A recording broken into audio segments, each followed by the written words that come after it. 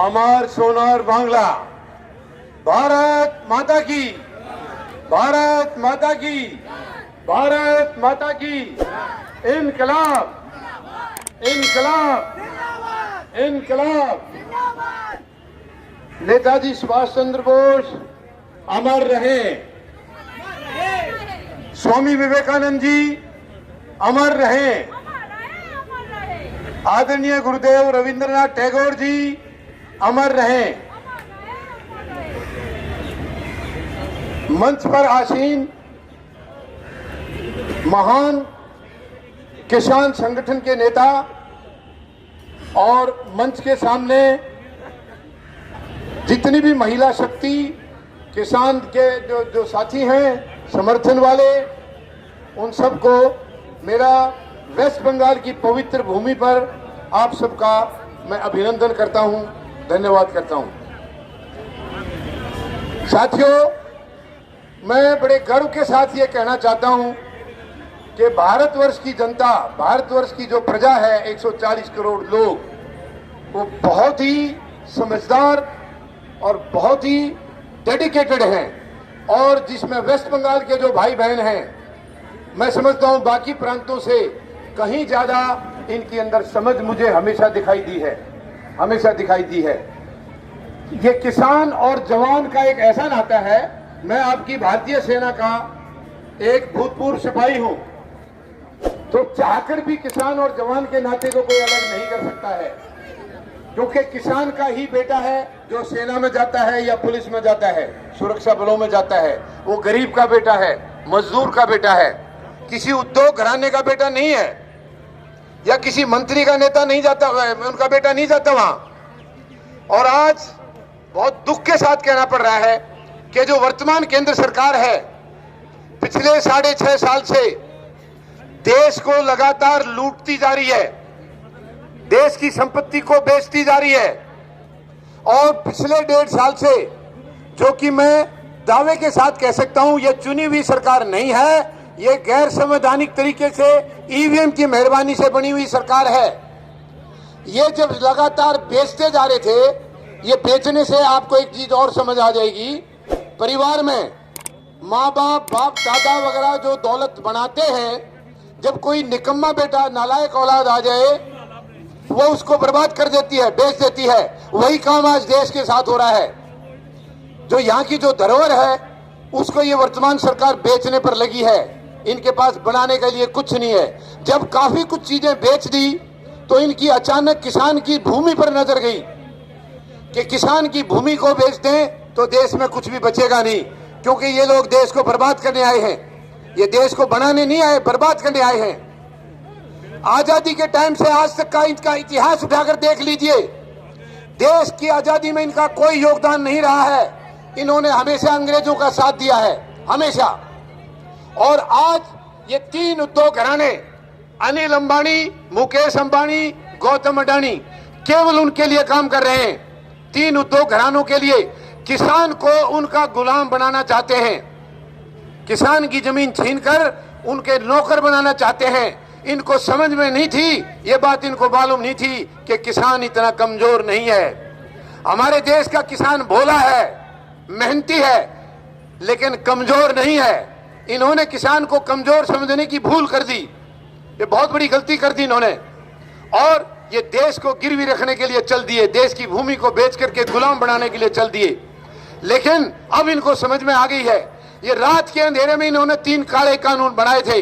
Corona संकट देश पर चला हुआ है, महामारी आई हुई है, कौन सी जल्दी थी, क्या जल्दी थी? तुरंत इन्होंने रात के अंधेरे में, कोई सेनाओं की लड़ाई बॉर्डर के ऊपर नहीं चल रही थी जो इस कानून की जरूरत थी वहां।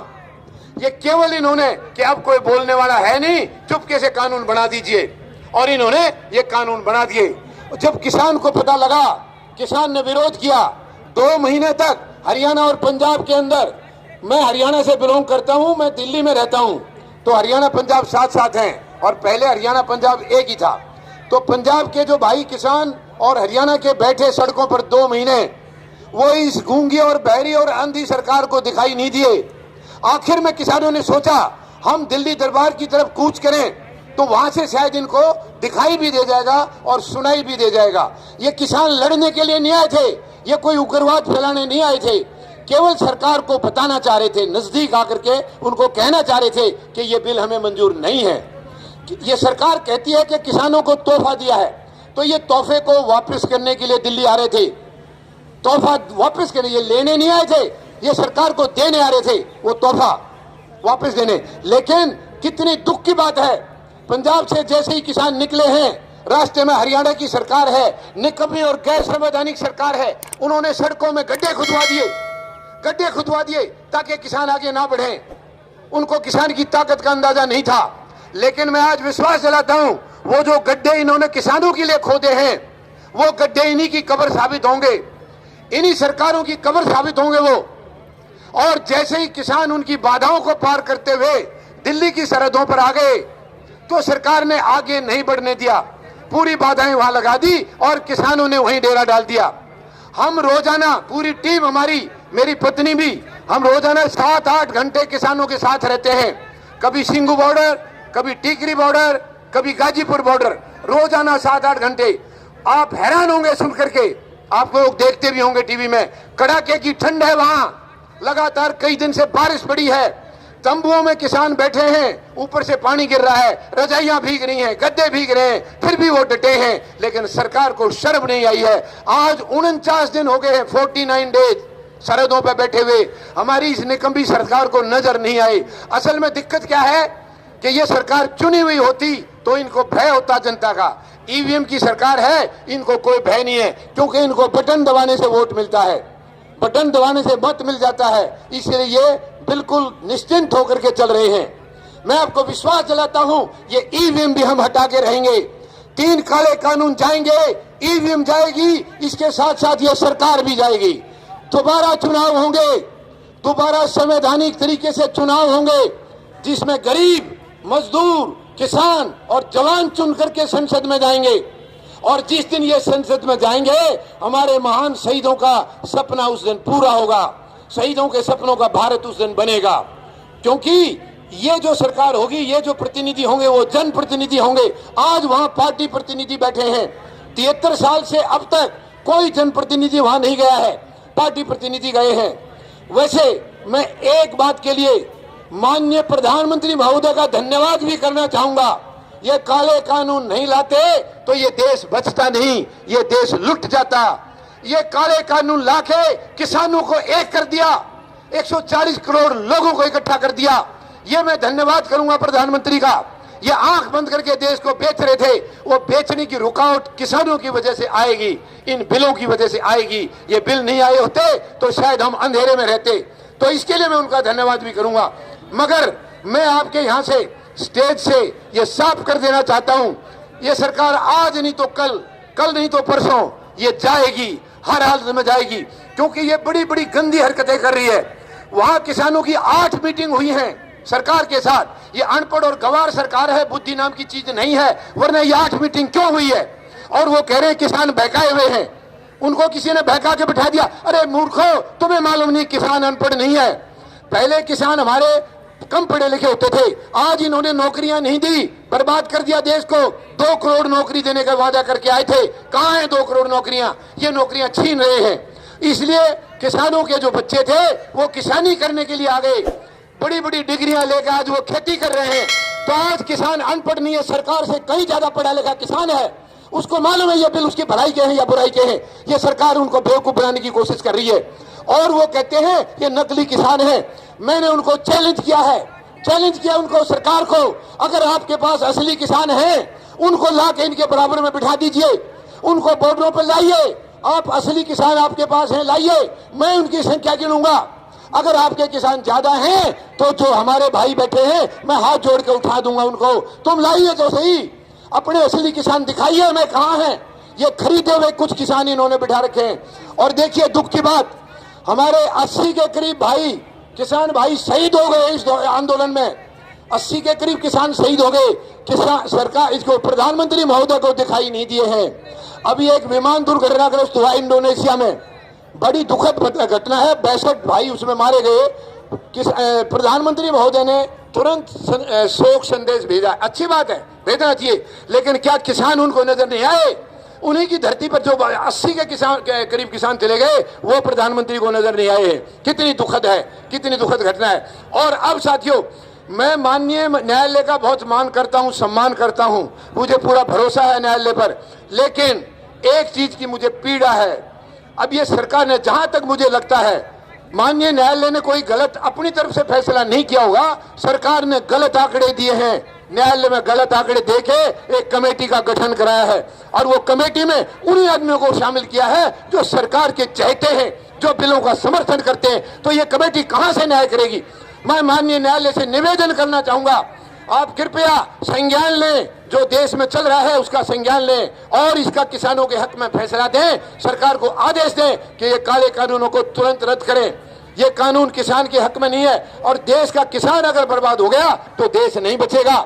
और ये देश नेताजी सुभाष चंद्र का देश है, ये ऐसे बर्बाद हम नहीं होने देंगे, बिल्कुल नहीं होने देंगे। उन शहीदों के सपने को हम चकनाचूर नहीं होने देंगे, उनके सपनों का भारत हम बनाएंगे। मैं विश्वास दिलाता हूं, इसलिए हमारी टीम दिल्ली से कलकत्ता आई है। कल हमने प्रेस कॉन्फ्रेंस की है, किसानों के समर्थन में क्या है प्रेस कॉन्फ्रेंस थी वो हमारी, वो वहां से भी हमने खुला ऐलान किया है कि हमारी किसी भी हालत में हम किसान भाइयों को कमजोर नहीं पड़ने देंगे, कमजोर नहीं पड़ने देंगे। और एक सुंदर नजारा 26 जनवरी को देखने को मिलेगा दिल्ली में, जो हमारी गणतंत्र दिवस परेड होती है, उस परेड के अंदर अब की बार ट्रैक्टर रैली भी शामिल होगी, ट्रैक्टर रैली। और ये सरकार बाधा डालने की कोशिश कर रही है। मैं चेतावनी दूंगा सरकार को, यहां से बिल्कुल ऐसी कोशिश मत करना, ये घटिया कोशिश मत करना, क्योंकि ट्रैक्टर के ऊपर तिरंगा लहराता हुआ आएगा।